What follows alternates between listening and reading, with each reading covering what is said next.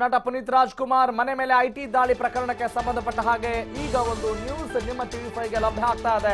IT ಕಚೇರಿಗೆ ಆಗಮಿಸಿದ್ದಾರೆ ನಟ Puneeth Rajkumar.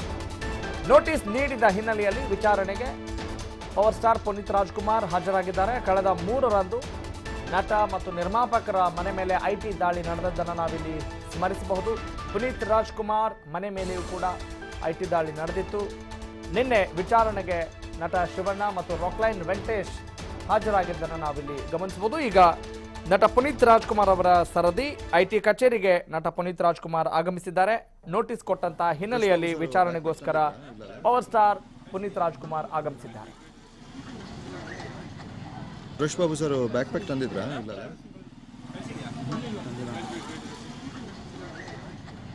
Suresh Babu sir back pack ತಂದಿದ್ರಾ? ಟಿವಿ5 ಎಕ್ಸ್ಕ್ಲೂಸಿವ್ ದೃಶ್ಯಾವಳಿಗಳಲ್ಲಿ ನಟ ಪುನೀತ್ ರಾಜ್ಕುಮಾರ್ ಐಟಿ ಕಚೇರಿಗೆ ಆಗಮಿಸಿರುವುದನ್ನ ನೋಡ್ತಾ ಇದ್ರಿ. ಇದೇ ಜನವರಿ 3ರಂದು ಕಳೆದ ಕೆಲ ದಿನಗಳ ಹಿಂದಷ್ಟೇ ಸ್ಯಾಂಡಲ್ವುಡ್ಗೆ ಒಂದು ರೀತಿಯಾದಂತಹ ಐಟಿ ಶಾಕ್ ಆದಿದ್ದನ್ನು ನಾವು ಗಮನಿಸಬಹುದು. ಕೆಲವರಿಗೆ ಇದು ನಮ್ಮ ಮೊದಲ ಅನುಭವ ಐಟಿ ದಾಳಿ ನಡೆದಿರೋದು ಅನ್ನೋ ಮಾತುಗಳನ್ನು ಕೂಡ ವ್ಯಕ್ತಪಡಿಸಿದ್ರು. ಇನ್ನು ಕೆಲವರು ಈ ಮುಂಚೆನೂ ಕೂಡ ಆಗಿತ್ತು, ಆದರೆ ಸ್ಯಾಂಡಲ್ವುಡ್ಗೆ ಇದು ಮೊದಲ ಬಾರಿ ಅಲ್ಲ ಅನ್ನುವ ಮಾತುಗಳನ್ನು ಕೂಡ ಆಡಿದ್ದನ್ನು ಗಮನಿಸಬಹುದು. ಮತ್ತು ನಾವು ಸರಿ ಇರುವಾಗ ಯಾವುದೇ ತಪ್ಪನ್ನ ಮಾಡಿಲ್ಲದೆ ಇದ್ದಾಗ ಯಾಕೆ ಹೆದರ್ಕೊಳ್ಬೇಕು ಅನ್ನೋ ಮಾತುಗಳು ಕೂಡ ವ್ಯಕ್ತವಾಗ್ತಾ ಇದ್ವು. ಆದರೆ ಇದು ಕೇವಲ ಮಾತಿನ ಮೇಲೆ ನಡೆಯುವಂಥ ಕೆಲಸ ಅಲ್ಲ, ದಾಖಲೆಗಳ ಮೇಲೆ ನಡೆಯುವಂತಹ ಕೆಲಸ. ಅದಕ್ಕೆ ಐಟಿ ಅಥವಾ ಇನ್ಕಮ್ ಟ್ಯಾಕ್ಸ್ ಎಷ್ಟರ ಮಟ್ಟಿಗೆ ಕಟ್ಟಿದ್ದಾರೆ, ತೆರಿಗೆ ವಂಚನೆ ಆಗಿದೆಯಾ ಇಲ್ಲ ಅನ್ನೋದ್ರ ಬಗ್ಗೆ ದಾಖಲೆಗಳು ಹೇಳಬೇಕಾಗತ್ತೆ, ಅದನ್ನು ಸಾಬೀತುಪಡಿಸಬೇಕಾಗತ್ತೆ. ಅದಕ್ಕೆ ಸಂಬಂಧಪಟ್ಟ ಹಾಗೆ ಏನೇ ಅನುಮಾನಗಳು ಬಂದರೂ ಕೂಡ ಐಟಿ ಆಫೀಸರ್ಸ್ ವಿಚಾರಣೆಗೆ ಹಾಜರುಪಡಿಸುವಂಥ ಒಂದು ಸಾಧ್ಯತೆ ಇರುತ್ತೆ. ನಟ ಪುನೀತ್ ರಾಜ್ಕುಮಾರ್ ಮನೆ ಮೇಲೆ ಐಟಿ ದಾಳಿ ಪ್ರಕರಣಕ್ಕೆ ಸಂಬಂಧಪಟ್ಟ ಹಾಗೆ ಈಗ ನಟ ಪುನೀತ್ ರಾಜ್ಕುಮಾರ್ ಕೂಡ ಆಗಮಿಸಿದ್ದಾರೆ ಐಟಿ ಕಚೇರಿಗೆ ವಿಚಾರಣೆಗೋಸ್ಕರ.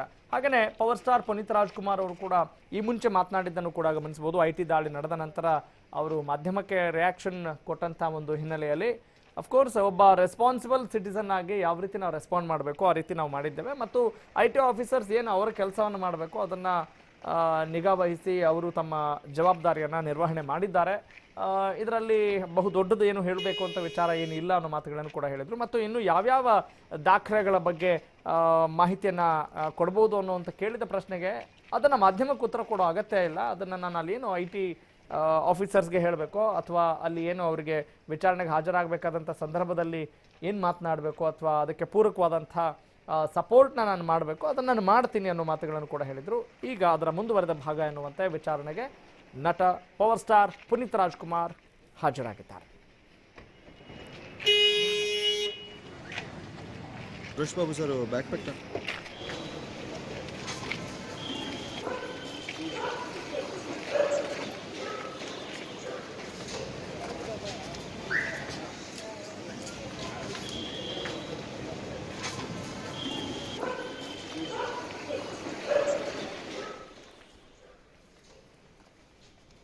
ಎಸ್ ವೀಕ್ಷಕರೇ, ಸ್ಯಾಂಡಲ್ವುಡ್ನ ನಟ ನಿರ್ಮಾಪಕರ ಮೇಲೆ ಇದೇ ಜನವರಿ 3ರಂದು 2019ರ ಆರಂಭದ ದಿನಗಳಲ್ಲೇ ಸ್ಯಾಂಡಲ್ವುಡ್ಗೆ ಒಂದು ರೀತಿಯಾದಂಥ ಶಾಕ್ ಆದಿತ್ತು.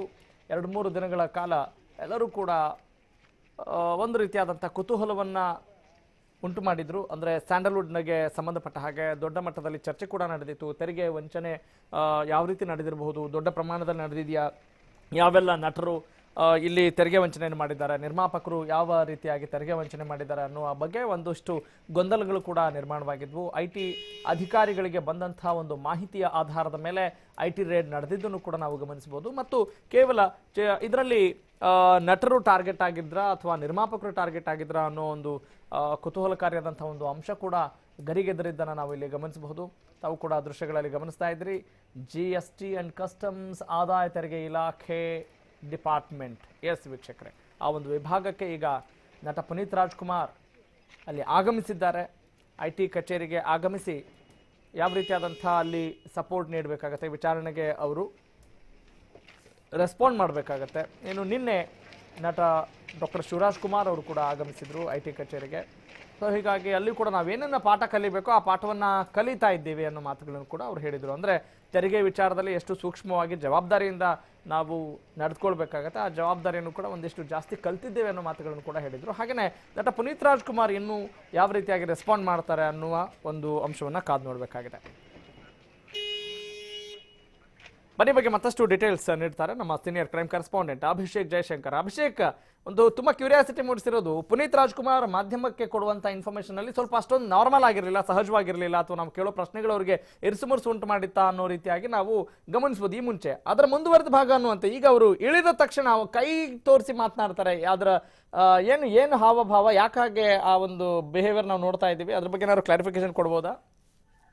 ಈಗಾಗಲೇ ಏನು ಹಲವು ದಾಖಲೆಗಳನ್ನು ಏನು ವಶಪಡಿಸಿಕೊಂಡಿದ್ದಾರೆ. ಆ ದಾಖಲೆ IT ರೈಡ್ ಆದಂತಹ ಸಂದರ್ಭದಲ್ಲಿ ಸಾಕಷ್ಟು ವಿಷಯಗಳು, ಅವರ ಇನ್ಸೈಡ್ ಮ್ಯಾಟರ್ಗಳೇನಿದಾವೆ ಅದೆಲ್ಲವೂ ಕೂಡ ಹೊರಗಡೆ ಬಂದಿತ್ತು. ಇಷ್ಟು ಅಮೌಂಟ್ಗಳು ಅವ್ರ ಮನೆಯಲ್ಲಿ ಸಿಕ್ಕಿತ್ತು, ಅದೆಲ್ಲವನ್ನು ಕೂಡ ಅವರ ಕಣ್ಣು ಕೆಂಪಾಗಿಸಿದೆ ಅಂತಾನೆ ಹೇಳ್ಬೋದು. ಈಗಾಗಲೇ ಈ ಸಂಬಂಧವಾಗಿ ಮಾಧ್ಯಮದವರ ವಿರುದ್ಧವೂ ಕೂಡ ಒಂದಷ್ಟು ಹಾಯ್ದಿದ್ರು ಈ ಹಿಂದೆ.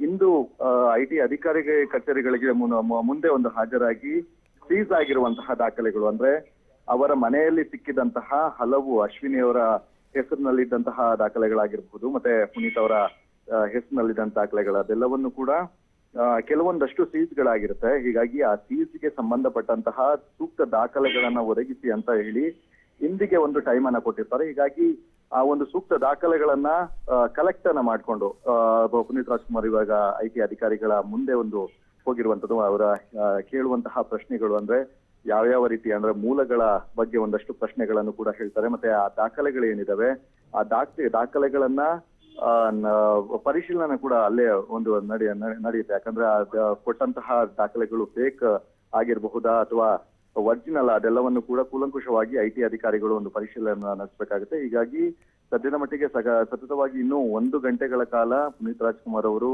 ಒಂದು IT ಅಧಿಕಾರಿಗಳ ಮುಂದೆ ಒಂದು ಹೇಳಿಕೆಯನ್ನ ನೀಡ್ತಾರೆ. ಅದಕ್ಕೆ ಬೇಕಾದಂತಹ ಸಮಂಜಸವಾದಂತಹ ಉತ್ತರವನ್ನು ಕೂಡ ನೀಡಬೇಕಾಗುತ್ತೆ. ಅಕಸ್ಮಾತ್ ಅವರು ಕೊಟ್ಟಿರುವಂತಹ ದಾಖಲೆಗಳು ಮತ್ತೆ ಅವರು ಸೀಸ್ ಆಗಿರುವಂತಹ ದಾಖಲೆಗಳಿಗೆ ಸೂಕ್ತವಾದಂತಹ ಒಂದು ಹಣದ ಮೂಲಗಳು ಯಾವುದು ಸಿಗದಿದ್ದ ಪಕ್ಷದಲ್ಲಿ ಮತ್ತೊಂದು ನೋಟಿಸ್ ಅನ್ನ ಕೊಟ್ಟು ಮತ್ತೆ ಒಂದು ವಿಚಾರಣೆಗೆ ಕರೆಸುವಂತಹ ಸಾಧ್ಯತೆ ಕೂಡ ಇದೆ ಅಂತಾನೆ ಹೇಳ್ಬೋದು. ಸದ್ಯ ಎನ್ಕ್ವೈರಿ ಮುಂದುವರೆದಿದೆ ರಾಘವ್. ಓಕೆ, ಇನ್ನು ಈಗ 1 ಗಂಟೆಗಳ ಕಾಲ ಆ ಒಂದು ವಿಚಾರಣೆ ಮುಂದುವರಿಯುತ್ತೆ ಅನ್ನೋದು ಕೂಡ ಗೊತ್ತಾಗ್ತಾ ಇದೆ. ಮತ್ತು ಈಗ ಯಾಕೋ ಅಂದ್ರೆ ಎಲ್ಲವೂ ಸಹಜವಾಗಿಲ್ಲ ಅನ್ನೋ ಥರದ್ದೇನಾದ್ರೂ ಗಮನಿಸಬಹುದಾ? ಯಾಕಂತ ಹೇಳಿ ಏನಾದರೂ ಮುಚ್ಚಿಡ್ಲಿಕ್ಕೆ ಹೋಗ್ತಾ ಇದ್ದಾರೆ, ಎಲ್ಲವನ್ನೂ ಮಾಧ್ಯಮಕ್ಕೆ ನಾವು ಹೇಳೋ ಅವಶ್ಯಕತೆ ಇಲ್ಲ ಅನ್ನೋ ಧೋರಣೆನೇನಾದ್ರೂ ನಟ ಪುನೀತ್ ರಾಜ್ಕುಮಾರ್ ತಳದಂಗೆ ಕಾಣಿಸುತ್ತಾ ಅವರ ಈ ಒಂದು ಹಾವಭಾವನ ನೋಡಿದ್ರೆ, ಆಂಗಿಕ ಭಾಷೆನ ನೋಡಿದ್ರೆ ಅಭಿಷೇಕ್? ಖಂಡಿತ ಈ ಒಂದು IT ದಾಳಿ ಅನ್ನೋದು ಎಕ್ಸ್ಪೆಕ್ಟ್ ಮಾಡದೇ ಇರುವಂತಹ ಒಂದು ಪ್ರಕರಣ ಆಗಿರುವಂತದ್ದು, ಹೀಗಾಗಿ ಘಟನೆ ಆಗಿದೆ. ಹೀಗಾಗಿ ಯಾವತ್ತಿಂದಲೂ ಕೂಡ ಒಂದು ಎಕ್ಸ್ಪೆಕ್ಟ್ ಮಾಡಿರ್ಲಿಲ್ಲ ಪುನೀತ್ ರಾಜ್ಕುಮಾರ್ ಅವರಾಗಿರಬಹುದು ಮತ್ತೆ ಕೆಲವೊಂದು ನಟರಾಗಿರಬಹುದು.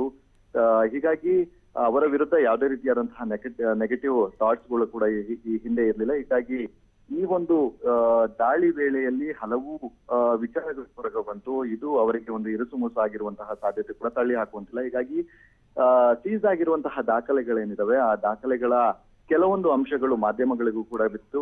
ಹೀಗಾಗಿ ಅವರು ಸಹಜವಾಗಿಯೇ ಒಂದು ಅಸಮಾಧಾನಗೊಂಡಿದ್ದಾರೆ ಅನ್ನುವಂತಹದ್ದು ಅವರ ಮುಖಭಾವದಲ್ಲೇ ಗೊತ್ತಾಗುತ್ತೆ. ಹೀಗಾಗಿ ಇನ್ನು ಸೀಸ್ ಆಗಿರುವಂತಹ ದಾಖಲೆಗಳೇನಿದಾವೆ ಅದೆಲ್ಲವೂ ಕೂಡ ಅವರ ಕೆಲವೊಂದು ಉದ್ದಿಮೆಗಳಿಗೆ ಸಂಬಂಧಪಟ್ಟಿದ್ದು, ಮತ್ತೆ ಕೆಲವೊಂದು ಎಂಟರ್ಟೈನ್ಮೆಂಟ್ ಟ್ಯಾಕ್ಸ್ಗಳಾಗಿರ್ಬಹುದು ಮತ್ತೆ ಇನ್ವಾಯ್ಸ್ಗಳಾಗಿರ್ಬಹುದು, ಯಾವುದು ಕೂಡ ಸಲ್ಲಿಸದೇ ಇರುವಂತಹ ಕಾರಣದಿಂದಾಗಿ ಅದೆಲ್ಲವೂ ಕೂಡ ಕೆಲವೊಂದು ಪ್ರಾಪರ್ಟಿಗಳು ಕೂಡ ಸೀಸ್ ಆಗಿದೆ ಅನ್ನುವಂತಹ ಮಾಹಿತಿ ಕೂಡ ಸಿಕ್ಕಿದೆ. ಈ ಬಗ್ಗೆ ಇದಕ್ಕೆ ಒಂದು ದಾಖಲೆಗಳನ್ನು ಒದಗಿಸಿದ ಬಳಿಕ ಆ ಒಂದು ಒದಗಿಸೋದಕ್ಕೆ ಅಂದ್ರೆ ಅನ್ವಾಂಟೆಡ್ ಕೆಲವೊಂದು ಏನಿರುತ್ತೆ ದಾಖಲೆಗಳೇನಿರ್ತವೆ ಅದಕ್ಕೆ ಕೆಲವೊಂದು ಮೂಲಗಳಿರೋದಿಲ್ಲ. ಈ ಸಹಜವಾಗಿ ಅವ್ರಿಗೂ ಕೂಡ ಒಂದು ಸ್ವಲ್ಪ ತಲ್ಲಣ ಇದ್ದೇ ಇರುತ್ತೆ. ಹೀಗಾಗಿ ಮುಂದೆ ಯಾವ ರೀತಿ 1 ಗಂಟೆ ಎನ್ಕ್ವೈರಿಯಲ್ಲಿ ಯಾವ ರೀತಿ ಅವರು ಹೇಳಿಕೆಯನ್ನು ಕೊಡ್ತಾರೆ, ಯಾವ ಪ್ರಾಪರ್ಟಿಗಳು ಯಾವ ದಾಖಲೆಗಳನ್ನು ಒದಗಿಸ್ತಾರೆ ಅನ್ನುವಂಥದ್ದು ಇದಕ್ಕೆ ಕಾದ್ ನೋಡ್ಬೇಕಾಗಿದೆ. ಥ್ಯಾಂಕ್ ಯು ಅಭಿ ತಮ್ಮೆಲ್ಲ ಮಾಹಿತಿಗೆ.